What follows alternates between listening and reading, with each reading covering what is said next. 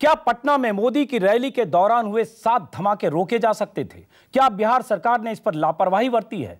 क्या सरकार सोती रह गई और आतंकियों ने धमाके कर दिए? और क्या बिहार के मुख्यमंत्री नीतीश कुमार ने खुफिया अलर्ट को लेकर झूठ बोला है? बिहार के डीजीपी के नए बयान ने अलर्ट नहीं होने की बात कहने के बाद बिहार के डीजीपी ने आज फिर से मानी कि अलर्ट था और इसी से नीतीश का बयान झूठा करार दिया गया है। कल नीतीश कुमार कह रहे थे धमाकों को लेकर कोई अलर्ट नहीं थी और आज अपने बयान से पलटते हुए कह रहे हैं उनके अफसरों ने जो जानकारी दी वो उसी के आधार पर उन्होंने कल बयान दिया। कल जब नीतीश आईबी अलर्ट नहीं होने का ऐलान कर रहे थे तो उनके बगल में बिहार के डीजीपी भी बैठे थे। आज वही डीजीपी कह रहे हैं कि हाँ अलर्ट तो था लेकिन स्पेसिफिक नहीं था, लेकिन उसमें रैली और भीड़ की बात जरूर थी। इससे ये बात तो साफ है कि अलर्ट था और कल सरकार के मुखिया ने गलत बयानी की थी। देखिए कल नीतीश कुमार ने क्या कहा था और आज नीतीश कुमार ने क्या कहा। मैं नहीं समझता हूं कि आयोजकों को भी कोई अंदेशा या आशंका हुई होगी। अगर होती तो वो बताते, या किसी प्रकार का इंटेलिजेंस इनपुट नहीं, और बिहार में ऐसा कभी हुआ नहीं है, तो इसलिए चूक वाली बात सही नहीं है। ये आप कह सकते हैं कि कोई इनपुट नहीं था और ऐसी घटना घटी है तो हमारे लिए चुनौती जरूर है। कल राष्ट्रपति जी के, इसलिए तो हमने कहा कि कल राष्ट्रपति जी का कार्यक्रम था इसके, और वो कल गए 2-2.5 घंटे के लिए यहां थे, लेकिन किसी भी प्रकार का इनपुट न हमारी एजेंसी के माध्यम से न केंद्रीय एजेंसी के माध्यम से, ये तो मैं बता रहा हूं। इसलिए यह तो मैंने शुरू में ही कहा कि यह चिंताजनक है। कल हमने कहा है वो अपने डीजीपी और इस महकमे के अन्य अधिकारियों के सूचना के आधार पर ही सारी बातें कही है हमने, और कोई बात अगर आई है तो इसके बारे में वही लोग ठीक ढंग से किसी बात की जानकारी दे सकते हैं। सुना आपने नीतीश कुमार का कल। नीतीश कुमार ने क्या कहा? जब नीतीश कुमार कल ये कह रहे थे कि उनके पास कोई खुफिया अलर्ट नहीं थी रैली को लेकर, रैली की सुरक्षा व्यवस्था को लेकर, उनके बगल में बिहार के डीजीपी भी बैठे थे। आज नीतीश कुमार ने कहा कल जो उन्होंने कहा वो पुलिस अधिकारियों की जानकारी के आधार पर कहा। इसका मतलब कल जो नीतीश कुमार ने कहा वो गलत था क्या? अब सुनते हैं कल डीजीपी, बिहार के डीजीपी जो नीतीश कुमार के बगल में चुपचाप बैठे थे, उन्होंने किसी सवाल का ना तो जवाब दिया ना उनसे कोई सवाल पूछा गया, वही डीजीपी आज क्या कहते हैं सुनिए और उसके बाद बात करेंगे। हमारे साथ कुछ मेहमान भी होंगे, जेडीयू के नेता भी होंगे, बीजेपी के नेता। और सवाल ये कि नीतीश कुमार ने कल जो कहा और आज जो कहा, कल बात आई अलर्ट नहीं थी, आज अलर्ट की बात आई, पुलिस के कई अफसरों ने भी माना कि हाँ अलर्ट था। पहले सुनिए डीजीपी, बिहार के डीजीपी कल क्या कह रहे थे और आज क्या कह रहे हैं, कल की तस्वीर के साथ आज का बयान। Presently, there is no specific input indicating any threat to the security of the VIP during his visit to Patna. However, the following issues need to be factored in while making arrangements during the visit of the VVIP. कुछ issues हैं और कई तरह के issues हैं। उन issues में LWE का भी issue है। ये रैली बहुत बड़ा होगा तो बहुत सारे लोग आएंगे, वो भी एक इशू है। Law and order point of view से बिहार में जो नक्सल प्रॉब्लम है उसका भी इशू है, और साथ साथ इंडियन मुजाहिदीन का भी एक इशू है।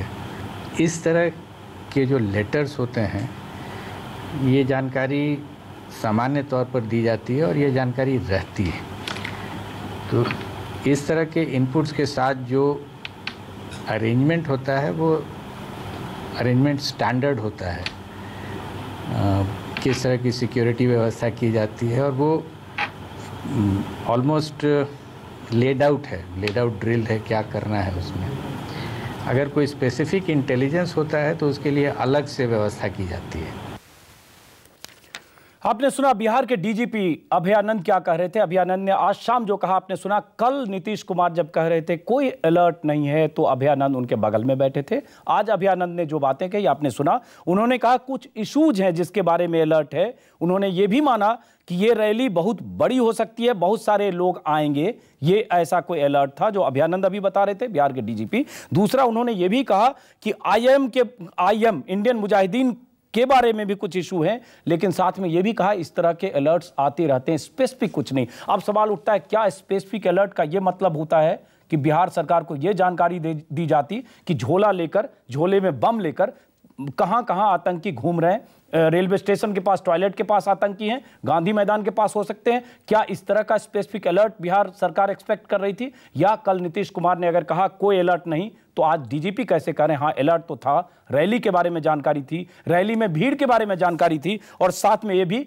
कि इंडियन मुजाहिदीन के बारे में जानकारी थी, जिसके आतंकियों पर शक है, लोग गिरफ्तार हुए हैं। दरभंगा मॉड्यूल से लेकर रांची की बात की जा रही है, तमाम तरह के कनेक्शन के बीच पुलिस जांच कर रही है। और सवाल ये कि क्या नीतीश कुमार ने कल गलत बयानी की थी, क्यों की थी? और सवाल तब उठा जब अरुण जेटली ने आज पहली बार कहा, दिल्ली में प्रेस कॉन्फ्रेंस करके कहा कि अलर्ट था, बिहार सरकार ने अनदेखी की। हमारे साथ कई संवाददाता हैं, पटना से हैं अमिताभ ओझा, दिल्ली से राजीव रंजन, कुछ नेता भी हमारे साथ होंगे, जेडीयू नेता होंगे, सुधांशु मित्तल हमारे साथ हैं। सबसे पहले चलते हैं हम राजीव रंजन जो न्यूज रूम में हमारे साथ हैं। राजीव, जो हमने सुना अभी डीजीपी को और सुना हमने नीतीश कुमार को भी, क्या मतलब निकाला जाए इससे? ये मतलब तो साफ है कि इंटेलिजेंस की तरफ से अलर्ट था, अनदेखी हुई सरकार की तरफ से।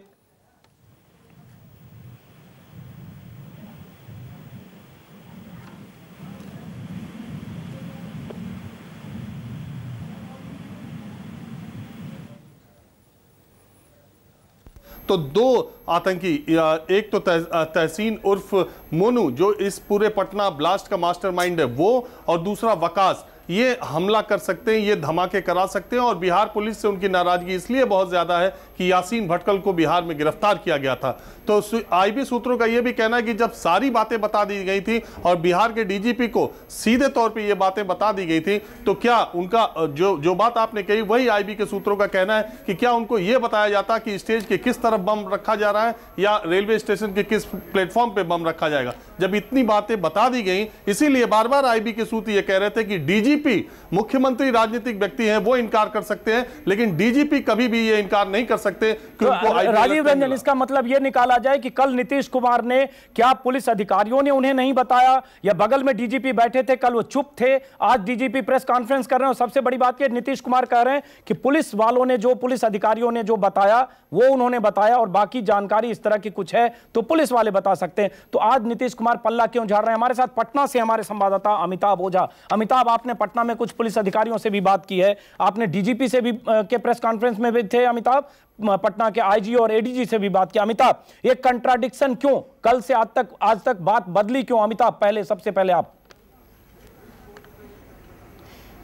देखिए, सबसे पहले तो कल जो डीजीपी ने प्रेस कॉन्फ्रेंस किया था उसके बाद से बिहार पुलिस का कोई अधिकारी, खासकर डीजीपी ने अपनी इस मामले में कोई सफाई नहीं दी थी। आज सुबह में सबसे पहले एडीजी स्पेशल ब्रांच जो है राजेश चंद्र, उन्होंने इस बात का इनपुट जरूर दिया था कि कुछ इन्फॉर्मेशन थी और उस इन्फॉर्मेशन के आधार पर जो भी प्राथमिकताएं थी वो पूरी की गई थी, जैमर दिए गए थे, कार्रवाई की गई थी। और उसके बाद शाम में जब डीजीपी खुद प्रेस कॉन्फ्रेंस करते हैं, उन्होंने कहा, जब उनसे सवाल पूछा गया था कि खुफिया रिपोर्टें आई थी, तो उन्होंने कहा कि रिपोर्टें आई थी लेकिन स्पेसिफिक नहीं थी कि इस रैली के बारे में। चलिए अमिताभ, आपके पास आएंगे। सुधांशु मित्तल हमारे साथ हैं। सुधांशु जी, अरुण जेटली की तरफ से सबसे पहले बात कही गई, अब डीजीपी ने यह जरूर कहा कि स्पेसिफिक इनपुट नहीं था, लेकिन साथ में उन्होंने यह भी कहा जो इनपुट था अलर्ट, उसमें यह था कि आईएम का नाम था, इंडियन मुजाहिदीन का आईएम का नाम था, साथ में एक रैली हो रही है, बहुत सारे लोग आ सकते हैं। ये दो बातें कबूल की है।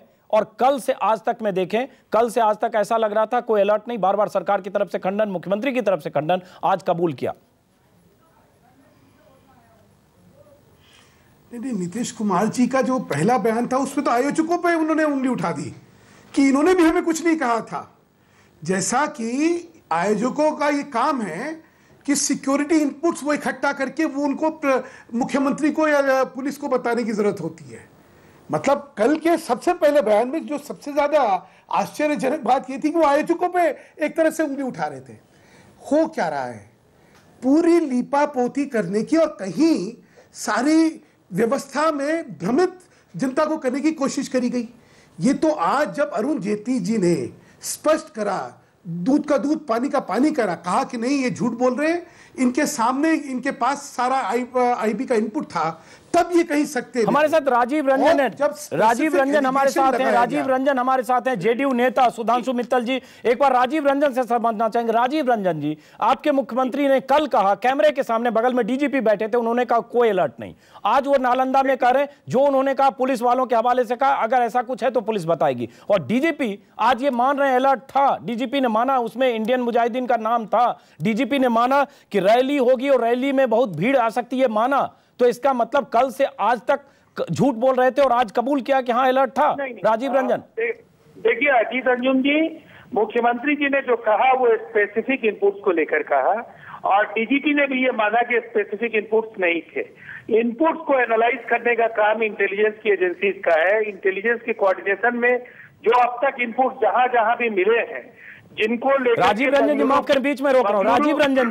राजीव रंजन जी हमारे साथ कुछ देर पहले हमने डिबेट किया था, उसमें रॉ के फॉर्मर चीफ भी थे, फॉर्मर होम सेक्रेटरी थे, खुफिया एजेंसी के कुछ अफसरों से बात की। आमतौर पर बहुत स्पेसिफिक इनपुट नहीं होता है स्पेसिफिक। इसमें रैली का जिक्र है, जिसका अभी डीजीपी ने कहा है, रैली में आने वाली भीड़ का जिक्र है, इंडियन मुजाहिदीन का जिक्र है। अब स्पेसिफिक ये तो राजीव जी नहीं हो सकता है ना कि पूरा 6 लोग आएंगे और कहां कहां जाएंगे, झोला लेकर कहां कहां बम रखने जाएंगे, ये सारी स्पेसिफिक इंफॉर्मेशन नहीं हो सकती। देखिए अजीत जी, ये दुर्भाग्यपूर्ण है। जब बंगलुरु ब्लास्ट हुआ, जब छत्तीसगढ़ के नक्सल हमले में सैकड़ों कांग्रेस के नेता मारे गए, उस समय की जो परिस्थिति, वहां भी इनपुट थे, वहां एडवाइजरीज थे, उसके बाद घटनाएं घटी। तो आप ये कह रहे हैं कि चूंकि बेंगलुरु में मारे गए लोग, आप ये कह रहे हैं नक्सली हमले में मारे गए, इसलिए अगर बिहार में भी ब्लास्ट हो गया तो कोई हर्ज नहीं है। मैं अगर अपनी बात पूरी नहीं कर पाऊंगा तो इसका अर्थ का अनर्थ होगा और ये एक संवेदनशील मसले की जो एक जटिलता है उसको हमें समझना होगा पैनल डिबेट में। चलिए बोलिए। मैंने बस इतना कहा कि इन चीजों के लिए जो एनालिसिस के जो तरीके हैं उस पर गौर करने की जरूरत है, इसलिए कि अब तक जो भी इनपुट्स आए हैं, चाहे वो गुजरात में इसके पहले अक्षरधाम के समय में भी, उस समय नरेंद्र मोदी ने कहा था कि ये वेदर रिपोर्ट के मैं वहां नहीं जाऊंगा। देखिए आप भटकाने की कोशिश कर रहे हैं, मैं सिर्फ बिहार की बात कर रहा हूं। आपके मुख्यमंत्री ने कल कहा कि कोई अलर्ट नहीं है। आज आपके मुख्यमंत्री क्यों कह रहे हैं कि कल जो कहा पुलिस के हवाले से कहा? राजीव जी, आज आपके मुख्यमंत्री क्यों कह रहे हैं कि कल जो कहा पुलिस के हवाले से कहा? कल डीजीपी बगल में चुपचाप बैठे थे, आज डीजीपी कह रहे हैं अलर्ट था। अलर्ट में जो जो चीजें थी उसमें रैली का नाम है, रैली में होने वाली भीड़ का जिक्र है और इंडियन मुजाहिदीन का जिक्र है। देखिए, सबसे पहली बात है इंडियन मुजाहिदीन के प्रेजेंस को लेकर के जो पिछले दिनों भटकल की गिरफ्तारी हुई है और उसके बाद जो चीजें आई हैं, उससे इनकार कोई नहीं कर सकता है कि वो स्लीपर सेल और इन तमाम चीजों को लेकर के बहुत सारी जानकारियां आई हैं। लेकिन स्पेसिफिक इनपुट को लेकर के चीफ मिनिस्टर ने अगर कहा कि पुलिस ने जो जानकारियां साझा की है उसके आधार पर हमने ये कहा, और डीजीपी ने भी उसको कंट्राडिक्ट नहीं किया है। बस एक दोनों के कहने का अर्थ बिल्कुल आज एक तरह से नीतीश कुमार ने, आज नीतीश कुमार जो मुख्यमंत्री हैं, उन्होंने आज एक तरह से कहा कि कल जो कहा पुलिस ने जो ब्रीफ किया उसके आधार पे कहा, और आज वो एक तरह से पल्ला झाड़ रहे हैं और एक तरह से पूरा जो भी शिफ्ट कर दे रहे हैं कि जो कल का बयान था पुलिस वाले उसके लिए रिस्पॉन्सिबल है। क्या नीतीश कुमार ने कल झूठ बोला था? क्या नीतीश कुमार ने कल गलत बयानी की थी? नीतीश कुमार ने कल कहा था कोई अलर्ट, किसी भी तरह का खुफिया अलर्ट नहीं है। आज डीजीपी बिहार ने कहा है अलर्ट था, स्पेसिफिक नहीं था। इसका क्या मतलब है? हमारे साथ हैं राजीव रंजन। राजीव जी आपके पास आएंगे, लेकिन सबसे पहले सुधांशु मित्तल जी, बीजेपी नेता। सुधांशु जी, ब्रेक के पहले आप कुछ कहना चाह रहे थे। मैं सिर्फ 4 स्पेसिफिक जवाब चाहता हूं। इन्होंने कहा नॉन स्पेसिफिक इंटेलिजेंस रिपोर्ट थी, तो क्या जब नॉन स्पेसिफिक इंटेलिजेंस रिपोर्ट होती हैं तो सुरक्षा के पुख्ता इंतजाम नहीं करने चाहिए? दूसरा प्रश्न, क्या जो ग्राउंड है जहां पे रैली होनी है उसको सैनिटाइज नहीं करना चाहिए? मैं तो वैसे ही कह रहा हूं, 4 लाख 5 लाख 6 लाख आदमी जिस ग्राउंड के अंदर आ रहा है वहां पे कुछ भी हो सकता है, तो आप वहां पे नॉन स्पेसिफिक, जिसको कह रहे हैं नॉन स्पेसिफिक इनपुट के बाद आप ये भी नहीं करेंगे। ये बम ग्राउंड के अंदर फटे हैं तो कोई कहेगा कि साहब नॉन स्पेसिफिक था इसलिए पुख्ता इंतजाम नहीं हुए। ये सरासर राजीव जी इसका जवाब दे पाएंगे? राजीव रंजन इसका जवाब दे पाएंगे? कोई भी इनपुट के बाद एक सेकंड क्या वहां पे मेटल डिटेक्टर मशीन लगनी चाहिए थी, नहीं लगनी चाहिए थी? ये किसने कहा है? राज्य सरकार ने सुरक्षा के पुख्ता इंतजाम कराए और तमाम पुख्ता इंतजाम के बाद भी पुख्ता हुआ तो बम रह जाएगा। मतलब क्या कमाल कर रही है? देश की संसद पर हमला हुआ था और आपकी ग्राउंड में अभी पहले मुझे खत्म करने दीजिए। आपकी सरकार थी, आपको स्पेसिफिक इनपुट से कि इसके महाराष्ट्र के, अरे भाई हमारी तो बिहार की बताइए, हमारी सरकार तो खराब थी, आप अपना बताइए ना। छत्तीसगढ़ के हमले के समय सुनिए सुधांशु मित्तल जी, मेरे सवालों का भी स्पेसिफिक जवाब दीजिए। ऐसे ही इनपुट आपको छत्तीसगढ़ में नक्सल हमले के ये भी कांग्रेस के लीडर्स के लिए थे।